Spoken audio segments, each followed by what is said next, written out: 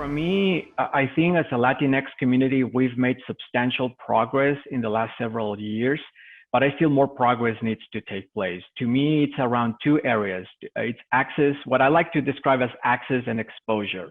So what do I mean by access? We need to make sure we have a more inclusive economy.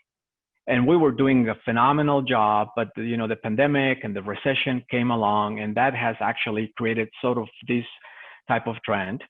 And by exposure, what I mean is we need to have a seat at the table. We need to make sure that we do everything we can to have a seat at the table.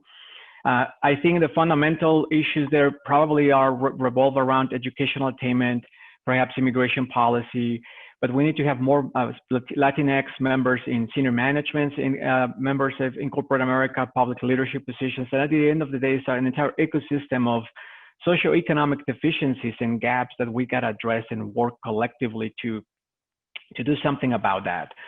I think the power begins with all of us. I think all of us, and Olga alluded to some of this, is we can be leaders. We should be leaders. We should be role models. We should be mentors. We should help people come along the way. For those of us who might be two or three steps ahead of someone behind us, we need to extend the hand and help them navigate along with us. But let's be honest, I believe we have quite a bit of headwinds in front of us. When you think about in the last 2 or 3 years, there's a lot of, unfortunately, very sadly, a lot of anti-immigration sentiment in America. And just one example locally here for us, Max, the events that happened last summer in El Paso, the mass shooting, which is just terrific events that we need to come grips with and do something about it.